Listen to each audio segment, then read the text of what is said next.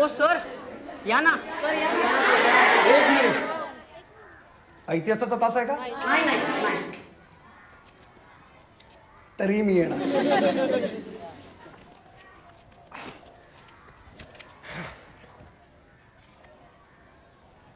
बर्वेबाई आजारी आहेत म्हणून मी इकडे आहे. नाही नाही नाही ऑफ पिरियड वगैरे काही नाही. काढा बघू पुस्तक. नाही हा एक चांगला चान्स आहे आपल्याला इतिहासाचं पोर्शन संपवायचं. चला.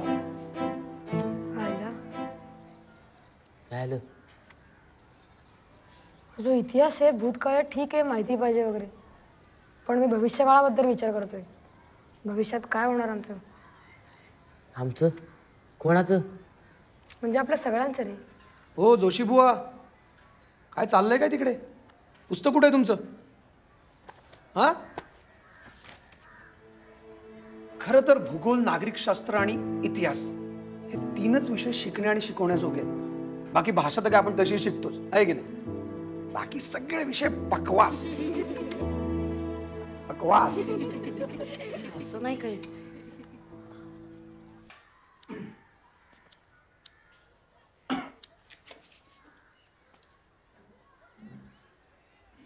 बसा मांजरेकर. Thank you sir.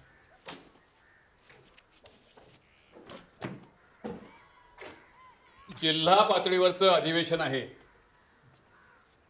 मोठ्या आणि प्रतिष्ठित शाळांमधली शिक्षक मंडळी येणार आहेत. त्यांच्या शाळांमधले अनुभव सांगायला आपल्या शाळेतर्फे तुम्ही जावं अशी माझी इच्छा आहे. धन्यवाद सर हा विश्वास दाखवल्याबद्दल. चांगली तयारी करून जा. हो सर. आणखी एक बारीक सर. बसा बसा. तुमच्यासारखे कर्तबगार शिक्षक आपल्या या गावातल्या शाळेला लाभणं ही आनंदाची गोष्ट आहे. ही मग ना गर्वाची बाब आहे. तरीसुद्धा मांजरेकर, काही शिक्षकांची तक्रार आहे की तुम्ही तुमच्या विषयांच्या व्यतिरिक्त बाकी सर्वांच्या विषयांना क्षुल्लक मानता, वर्गात टिंगल करता. नाही सर तसं नाही आहे. मी फक्त गमतीत म्हणतो आणि मुलांनाही गंमत वाटते हे एवढंच. बाकी काय नाही. गंमत सगळ्यांनाच कळते असं नाही. थोडी संवेदनशीलता बाळगा. सर बरं सर. आणि उद्या सामूहिक प्रार्थना आहे, लक्षात आहे ना? हो सर. शब्दांचे अर्थ लिहायला नको. कुठे आहे त्याच्यामध्ये? कुठे आहे? सांगितलं होतं ना मी सगळ्यांनी लिहून आणा म्हणून. हा वही दाखव, पटकन वही दाखव. कुठे आहे? आईला जोशा, कुठे लिहिलंय? या बेबीकरला कितीदा सांगितलं ती जाड पट्टी आणू नको म्हणून. अभ्यास करायला नको कोणालाही. पण तो बी ना हिची बना सुट्टीत आता मीच ती पट्टी तोडून टाकतो बघ. म्हात्रे गृहपाठ दाखव.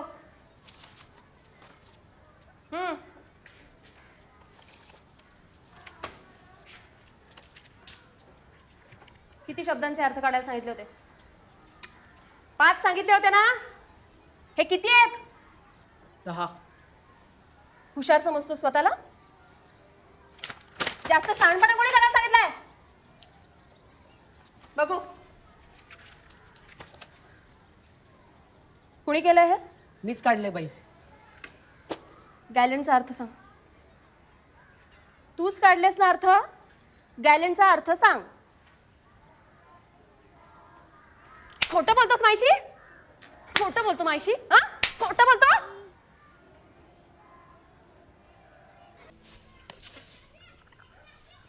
नरू मामा येणार आहे उद्या परवाकडे. सरस. आता मी नरुमामा बरोबर इंग्लिश पिक्चर बघणार. तोंड बघा. इंग्लिश पिक्चर समजतो का तुला? पुढच्या वर्षी 10वी आहे, लक्षात आहे ना? का विसरलास? I will make you an offer that you can't refuse. काय चाललंय? इंजिनियर व्हायचं आहे ना तुला? ताई म्हणते ते ऐक मुकाट्यानं मुकुंदा. 6 परीक्षा झाली ना की लगेच क्लास लावायचा. तुमच्या शाळेत काय शिकवतात अख्ख्या गावाला माहिती आहे. तुला सल्ला द्यायची काही गरज नाहीये. पाहिलंस? नुसता सोकावलाय. अरे पण कुलकर्ण्यांनी सुचवलं स्थळ म्हणून तर बघायला गेलो ना. How are you Mukund? नरुमामा. हे काय उत्तर झालं मुक्या? How are you? फाईन. हां असं नाही, फाईन असं म्हणायचं. ऐकणाऱ्याला खरोखर असं वाटलं पाहिजे की समोरचा मस्त मजेत आहे. फाईन. नरू पुढच्या वेळेस जास्त माहिती काढायची आहे मुलीची, नाही तर व्हायचं आजच्या सारखं. आणि मुलगी गळ्यात मारतात नेहमी. शी इज नॉट फाईन. बाबा याच्या आधी आपण एक चक्कर मारून येऊ. तुम्ही आता गप्पा मारायला लागलात ना की झालं. Okay let's go. अरे कुठे निघालात? आम्ही हिंडून येतो थोडं. जेवायला वेळेवर या.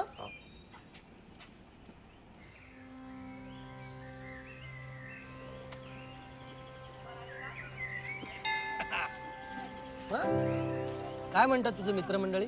मजेत. पण तू सांग ना, तुला का नाही आवडली ती मुलगी? आणि अशा किती मुली पाहणार? अगदीच काकूबाई होती रे म्हणून.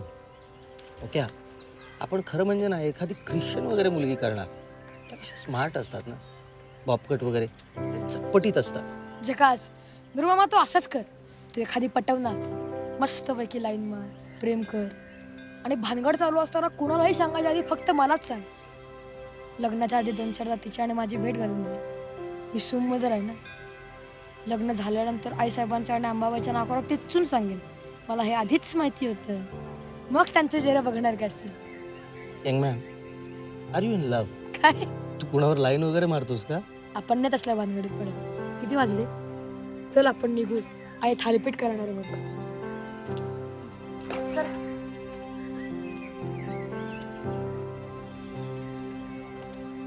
नागरिक जोशा, सरांना विचार ना काहीतरी भारीपैकी. सर सर आणीबाणी म्हणजे नक्की काय? वाह वाह जोशी बाबा वाह. शाब्बास. चला एक तरी मुलगा निघाला हा प्रश्न विचारणार. आणीबाणी म्हणजे काय? आणीबाणी म्हणजे कठीण परिस्थिती. आणि देशांतर्गत आणीबाणी म्हणजे देशामधील कठीण परिस्थिती. हे नुसतं म्हणायलाच. खरं तर आणीबाणी म्हणजे नागरिकांच्या स्वातंत्र्यावर बंधन. मी एक प्रकारचा सरकारी नोकरच आहे, त्यामुळे जास्त काही बोलत नाही, एवढंच सांगतो. पण आणीबाणी लावतात कशाला? लोकांना शिस्त लावायला. अंशतः खरं आहे ते, पण खरं म्हणजे लोकांमधला असंतोष दडपायला. सोप्या भाषेत सांगायचं झालं तर हे सत्ताधारी लोक असतात ना, त्यांना कळायला लागतं की लोकांना आपण आवडत नाही आहोत. आणि मग त्यांना भीती वाटायला लागते की लोक आपल्याला खुर्चीवरून खेचून असं हाकलून देतील की काय. त्यामुळे ते लोकांवर बंधनं टाकतात. पण आणीबाणीला अनुशासन पर्व म्हटलंय. ते तसं म्हणतातच. सत्ताधारी लोक असतात ना, ते स्वतःच्या सोयीसाठी असा शब्द प्रयोग करतात.